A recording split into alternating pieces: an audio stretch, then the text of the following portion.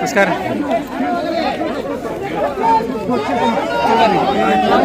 White ಎದಂಗೆ sir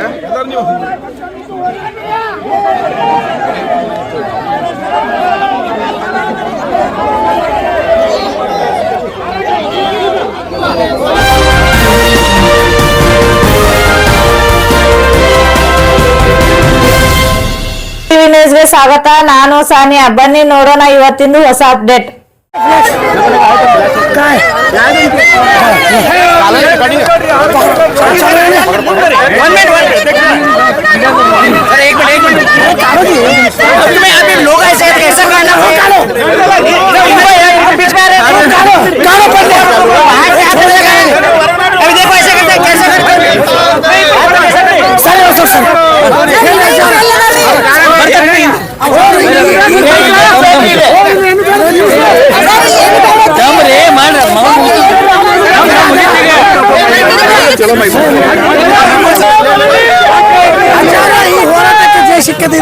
ಎಲ್ಲರೂ ಎಲ್ಲರಿಗೂ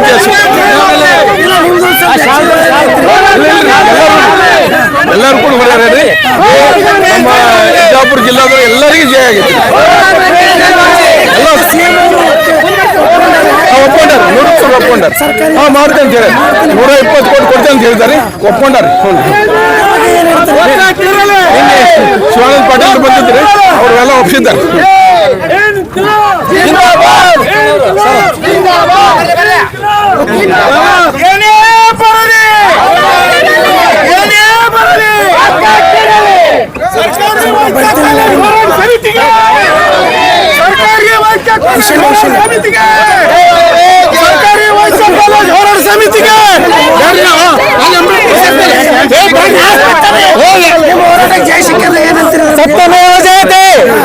ಸತ್ಯದ ಜೊತೆ ನಮ್ಮ ಹೋರಾಟಕ್ಕೆ ಜಯ ಸಿಕ್ಕಿದೆ.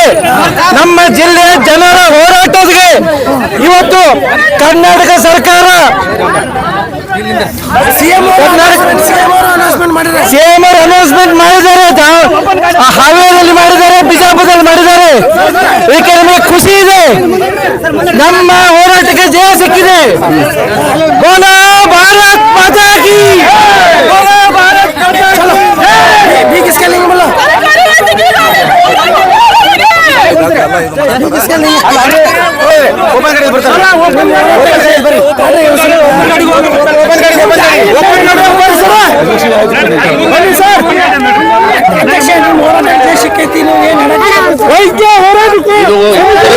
ಅಷ್ಟೇ ಅಲ್ಲ, ಇಡೀ ಕರ್ನಾಟಕ ಸಿಕ್ಕಿರುವಂತ ಹೋರಾಟ ತುಂಬಾ ಯಶಸ್ವಿಯಾಗಿದೆ. ಬಿಜಾಪುರ ಹೋರಾಟ ಇವತ್ತು ಇಡೀ ಕರ್ನಾಟಕದಲ್ಲಿ ಇತಿಹಾಸವನ್ನು ಸೃಷ್ಟಿ ಮಾಡಿದೆ.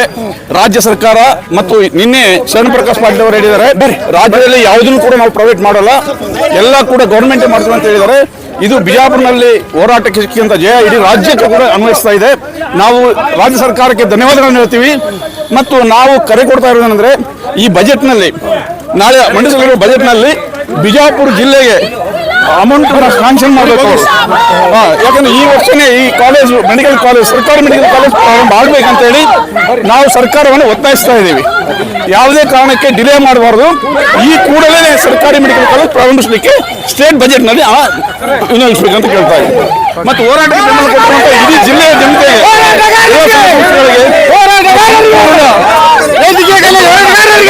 ಧನ್ಯವಾದಗಳನ್ನು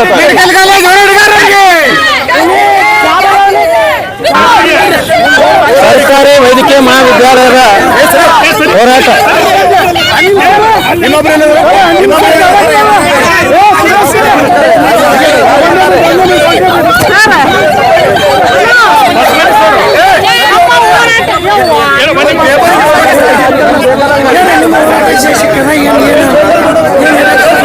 ಸರ್ಕಾರಿ ಮೆಡಿಕಲ್ ಕಾಲೇಜು ಸರ್ಕಾರ ವತಿಯಿಂದ ನಡೀಬೇಕು, ಯಾವುದೇ ಕಾರಣಕ್ಕೂ ಖಾಸಗಿ ಕೈ ಕೊಡಬಾರದು ಅಂತ ಹೇಳಿ ನಾವು ವಿಜಯಪುರ ನಗರದ ಅಂಬೇಡ್ಕರ್ ವೃತ್ತದಲ್ಲಿ 106 ದಿವಸ ನಾವು ಧರಣಿ ಕೂತ್ಕೊಂಡಿದ್ದೇವೆ.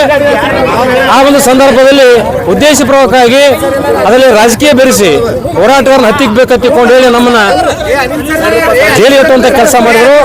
ನಾವು ನಮಗಾಗಿ ಮಾಡ್ತಾ ಇಲ್ಲ ಹೋರಾಟ, ಇದು ಸಾರ್ವಜನಿಕ ಹಿತಾಸಕ್ತಿಗೋಸ್ಕರ ಬಡ ಮಕ್ಕಳಿಗೆ ಒಂದು ಮೆಡಿಕಲ್ ಒಂದು ಅಧ್ಯಯನ ಆಗಲಿ, ಅವ್ರ ಒಳ್ಳೆಯದಾಗಲಿ ತಿಳ್ಕೊಂಡು ನಾವು ಹೋರಾಟ ಮಾಡಿದ್ರೆ ಇವತ್ತು ರಾಜಕೀಯ ಬೆರೆಸಿ ನಮ್ಮನ್ನ ಜೈಲಿಗೆ ಇಟ್ಟುವಂತ ಕೆಲಸ ರಾಜ್ಯ ಸರ್ಕಾರ ಮಾಡ್ತು.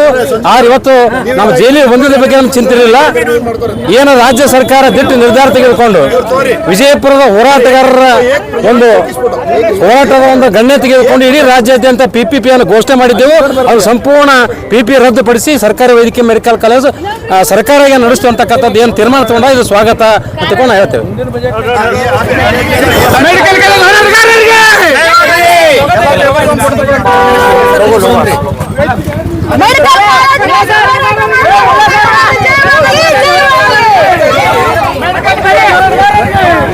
ನೀವು ಬಹಳ ವೈರಲ್ ಆಗಿದ್ರಿ, ಈ ಶಕ್ತಿ ಎಲ್ಲಿಂದ ತಗೊಂಡ್ಬಿಡ್ತೀರಿ?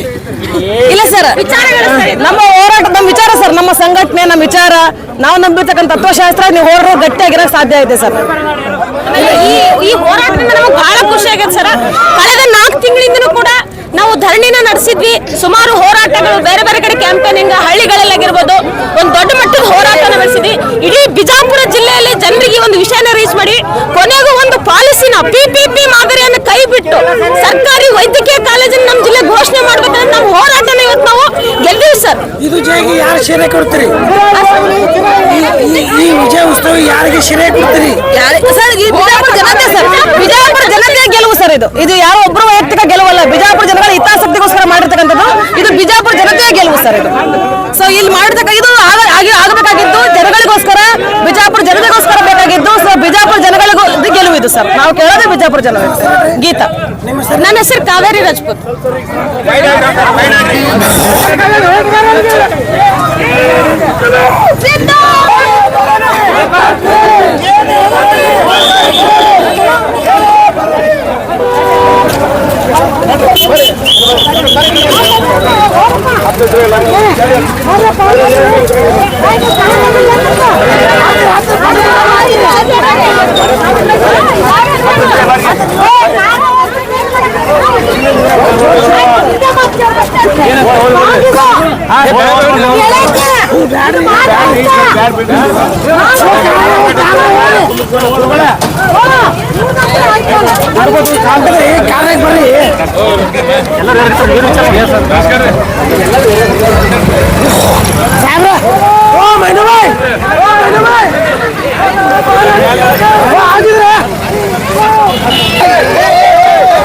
ಇವರೆಲ್ಲರಿಗೆ ನೀವೇ ಜಾಮೀನು ಮಾಡಿಸಿದ್ರಿ?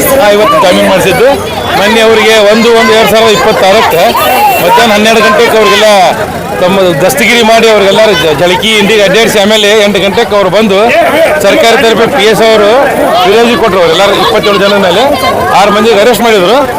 ಅವರೆಲ್ಲ ಕೈ ಎತ್ತಿದ್ದು ಮತ್ತು ಜೀವದ ಭಯ ಹಾಕಿದ್ದು, ಜೀವ ಕೊಲೆ ಮಾಡುವಂಥ ಉದ್ದೇಶ ಇಟ್ಕೊಂಡು ಮಾಡಿದ್ದಕ್ಕೆ ಅವ್ರು ಫಿರ್ಯಾದಿ ಕೊಟ್ಟರು. ನಂತರ ಅವ್ರು ರಾತ್ರಿ 8 ಗಂಟೆಗೆ ನ್ಯಾಯಾಲಯದ ಮನೆಯಲ್ಲಿ ನ್ಯಾಯಾಧೀಶರ ಮನೆಯಲ್ಲಿ ಹಾಜರು ಮಾಡಿದಾಗ ಅವ್ರು ಬೆಳಿಗ್ಗೆ ಹಾಜರು ಮಾಡಿದ್ರು. ಬೆಳಿಗ್ಗೆ ಹಾಜರು ಮಾಡಿದ್ರೆ ಇವತ್ತಿಗೆ ಅವ್ರು ಜಾಮೀನು ಹಾಕ್ತೀವಿ. ಒಟ್ಟು 27 ಮಂದಿ ಮೇಲೆ ಕೇಸ್ ಆಗಿ 6 ಮಂದಿಗೆ ಅರೆಸ್ಟ್ ಮಾಡಿದ್ರು. 6 ಮಂದಿ ಅದೇ ನ್ಯಾಯಾಂಗ ಬಂಧನದೊಳಗಿದ್ದರು. ಉಳುಕಿದವ್ರದ್ದು 1 ಲಕ್ಷ ಜಾಮೀನಿಗೆ ಆಗಿದೆ. ಅವರು